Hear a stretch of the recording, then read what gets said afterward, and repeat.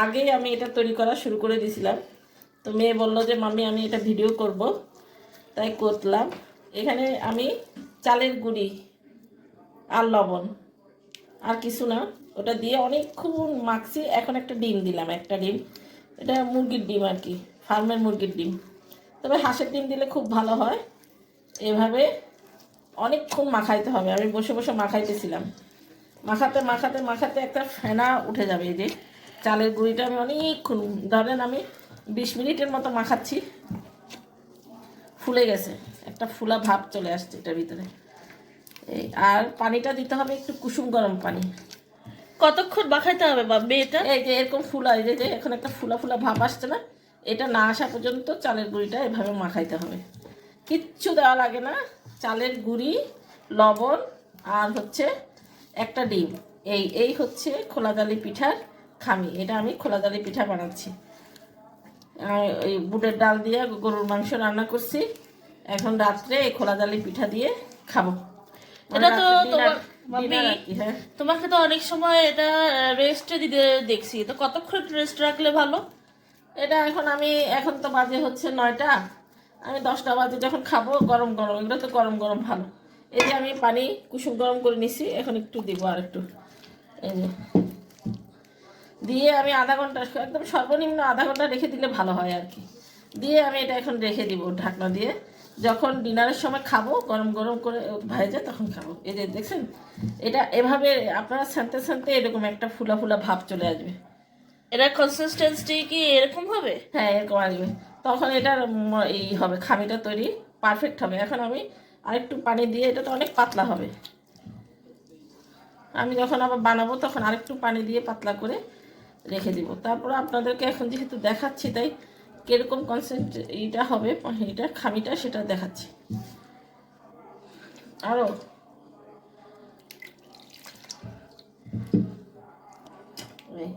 সবসময় তো বানানোটা দেখাই, কিন্তু গোলানোটা দেখাই না। আজকে গোলানোটা দেখাইলাম আপনাদের।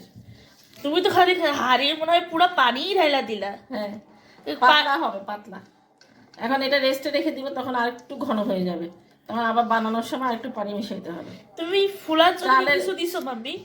একটু হালকা 3 আঙ্গুল সমান বেকিং সোডা। সুজি মুজি বা ইস্ট এরকম কিছু দাও নাই? না, শুধু বেকিং সোডা। Baking soda. কি করতেছো এখন মাম্মি? এই যে খোলাজালি পিঠা, এটা এখন বানাবো। আমি দুপুরে আমরা খাওয়া দাওয়া করবো ডিনার, সেই জন্য। এই যে যাদের ব্রাশ নাই, যে আমার মতো, আমার ব্রাশ ছিল কিন্তু ব্রাশটা নষ্ট হয়ে গেছে, এরকম একটা টিস্যুর মধ্যে তেল ভরাইয়া এই যে এটা একটু লাগাই দিলে হবে, বেশি একটা তেল লাগাই না। আর যাদের ব্রাশ আছে তারা ব্রাশ করে দিবেন আর কি। এখন দেখবো এটা ঘনত্বটা কতটুকু। এই যে অনেক ঘন হয়ে গেছে, কারণ আমি এটা সেট করে রাখছিলাম যে অনেক ঘন হয়ে গেছে। এখানে এখন পানি মিশাইতে হবে, তো আমি এখন আর একটু পানি মিশাবো এখানে। এখন আপনি নর্মাল পানিও মিশাইতে পারেন, কোনো সমস্যা নেই। দেখাবো কতটুকু লাগবে। এই যে এভাবে একটু একটু একটু মিশাবেন আর একটু দেখবেন।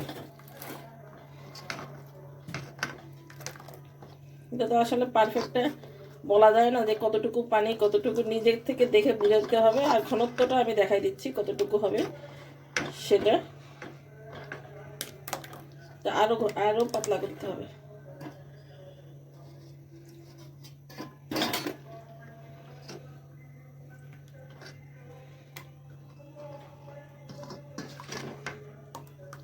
একটা দারুণ পিঠা। আপনারা যে চালের রুটি দিয়ে খেতে যেসব জিনিস পছন্দ, চালের রুটি বানানো তো আসলে অনেক কষ্ট। এটার বিকল্প হিসেবে আপনি এটা খুবই টেস্টি হয়। এখন আমি একবার দিয়ে দেখব, তারপরে আরেকবার দিয়ে দেখাচ্ছি আপনাদেরকে।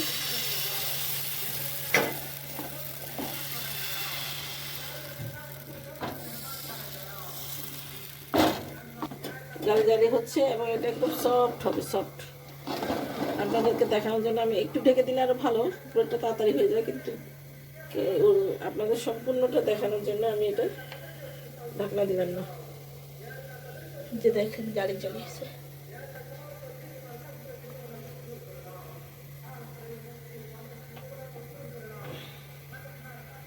এই সবগুলো এই যে হয়ে গেলে নিজে থেকেই উঠে আসে, আপনার কিছু করতে হবে না। ওই যে একবারে আমি শুধু তেল দিছি, আর দেওয়া লাগবে না। এভাবে আমি সবগুলো তৈরি করি, তারপরে আপনাদের সাথে আবার দেখা হচ্ছে।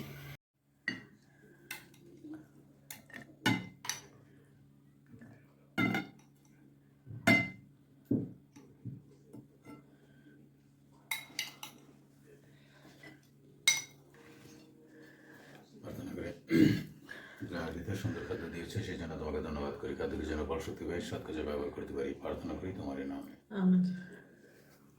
এটা হচ্ছে আমাদের আজকের ডিনার। এটা হচ্ছে যে খোলা জালি পিঠা আমি যেটা তৈরি করছি।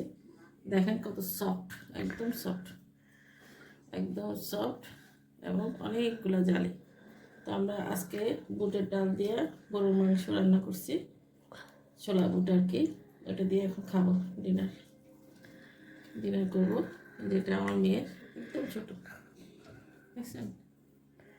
আর সাথে আছে আমাদের আজকে ওই যে সেই চুই পিঠা রান্না করছি। এটা হচ্ছে আজকে আমাদের ডিনারের খাবার। তো খেয়ে দেখি কেমন হয়েছে।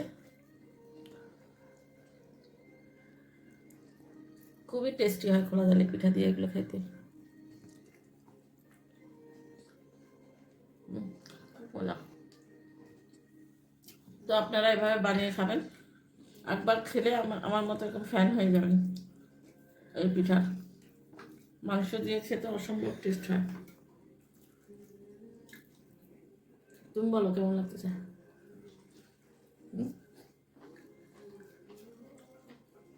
ভালো লাগতেছে?